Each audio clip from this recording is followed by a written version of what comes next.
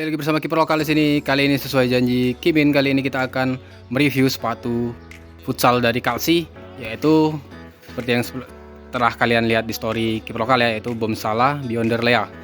Adapun tampilan boxnya seperti ini, dia simple aja dengan tetap sama dengan seri Willow kemarin. So aja kita unboxing ya.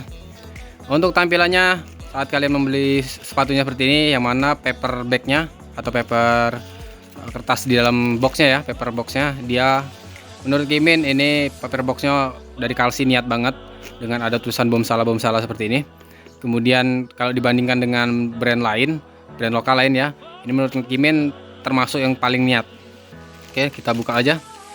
Untuk paket pembelian biasanya hanya akan mendapatkan sepatunya, kemudian ada ini barcode tag tag label, tag harga ya, seperti ini. Kemudian ada silika gel. Nah, selebihnya tidak ada ekstra apa-apa lagi. Langsung aja kita bahas sepatunya terlebih dahulu. Oke, untuk sepatunya tampilannya seperti ini. Sepatu dari Kalsi Bomsala Beyonder Lea. Sebelumnya untuk seri Beyonder ini sudah pernah rilis dengan kalau nggak salah ada 3 warna ya. Yang mana itu masih Beyonder menggunakan kulit sintetis. Sedangkan di sini untuk Beyonder yang terbaru ini yang berwarna putih ini dia menggunakan upper kulit Lea. Tetapi di sini untuk uppernya nggak menyeluruh menggunakan kulit, tetapi ada beberapa bagian yang dikombinasikan. Nanti akan Kimin bahas apa aja material yang ada dalam sepatu ini. Kita bahas satu persatu. Terlebih dahulu bagian depan.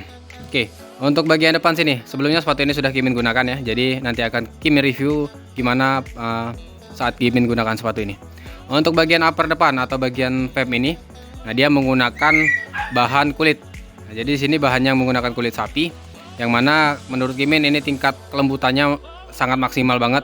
Bahkan bisa dibilang untuk level sepatu lokal, brand lokal pabrikan yang upper kulitnya selembut ini bisa dibilang baru Kalsi. Selebihnya biasanya dia harus membutuhkan penyesuaian beberapa kali. Tapi ini Kalsi saat kalian baru pertama kali beli, uppernya sudah selembut ini. Oke, lanjut ke bagian upper. Dia untuk kulitnya ya, untuk kulitnya ini nggak menyeluruh, tapi hanya di bagian ini, yang jahitan depan ini. Jadi bagian depan ini aja. Oke, bagian depan ini aja kulitnya. Kemudian di bagian eyelid atau di eyelash ini, bagian lubang tali, kemudian di bagian belakang ini, samping sini ya. Nah, samping sini, nah ini bukan kulit, yang ini bukan kulit, melainkan sintetis. Jadi dia sintetis yang menyerupai kulit. Bahkan lidahnya pun bukan kulit ya. Di sini lidahnya menggunakan sintetis juga.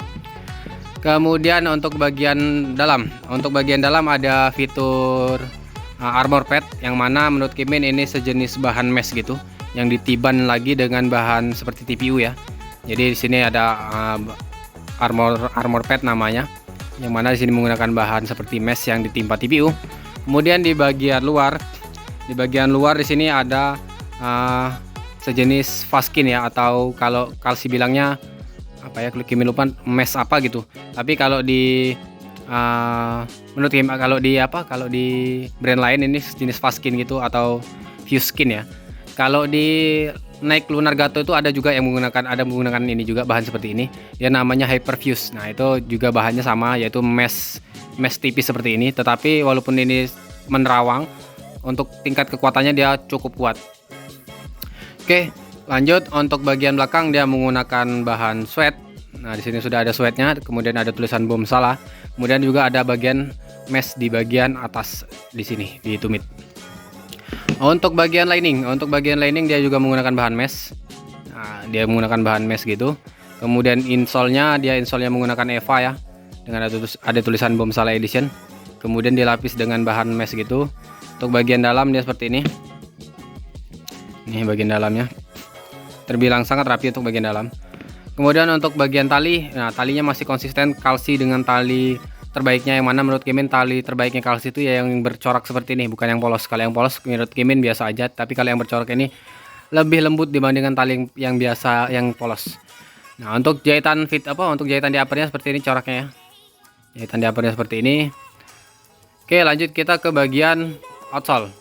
Nah, kemudian sebelum outsole ya, di sini ada midsole-nya. Nah, midsole ini terbilang walaupun tingkat keempukannya tidak begitu empuk banget, lebih dibilang ini empuk, tetapi empuknya empuk stiff. Jadi dia saat kita gunakan ini cenderung tetap nyaman, tetapi dapat menghindari kaki kita untuk goyang atau lebih stabil lah menurut Kimin. Dia midsole-nya seperti ini, tidak begitu tebal. Nah, untuk midsole-nya ini sendiri atau untuk bentuk outsole ini merupakan outsole yang pernah Kalsi keluarkan pada pertama kali Kalsi merilis sepatu futsal ya. Kalau nggak salah zaman 2000 berapa itu ya? 2014 kalau nggak salah. Nah, itu sepatu untuk outsole seperti ini sudah ada. Kemudian untuk outsole-nya sendiri menggunakan rubber dengan warna gam seperti itu. Walaupun sini gamnya lebih clear ya, nggak gam yang terlalu gelap. Gamnya agak clear. Kemudian di sini sudah menggunakan non marking rubber ya untuk bagian outsole-nya dengan corak seperti ini. Kemudian di bagian depan dia sudah dijahit. Nah, bagian depan ini sudah dijahit, jadi sudah aman untuk bagian depan.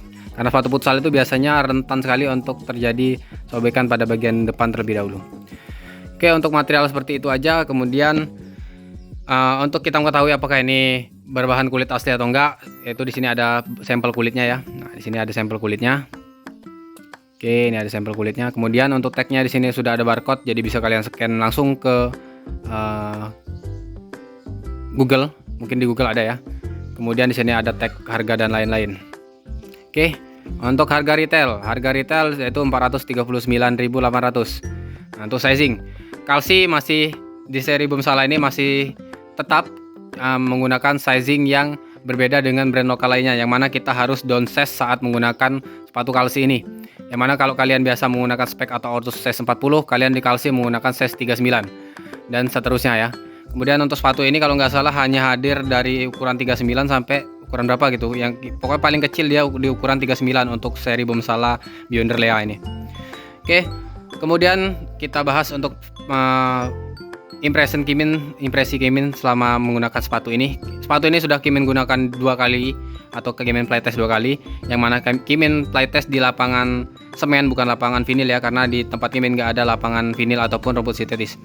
Oke, untuk pertama secara kenyamanan, sepatu ini terbilang nyaman banget karena uppernya cenderung lembut, jadi bisa mengikuti bentuk kaki. Kemudian untuk sirkulasi, karena di sini ada bahan mesh, kemudian bahan meshnya juga cenderung tipis, dan untuk sirkulasinya bagus banget. Otomatis untuk di dalam sepatu ini saat kita gunakan nggak panas. Kemudian juga di bagian heel lockdownnya nyaman banget, karena di sini secara bentuk dalamnya ya dia cekung nih, dia cekung, jadi di bagian ini kita dikunci. Kemudian bagian sini tumit kita pas banget di bagian dalam, ditambah juga nggak mudah slip karena bagian lining di bagian dalamnya ini dia menggunakan bahan mesh, otomatis dia tidak mudah slip saat kita gunakan.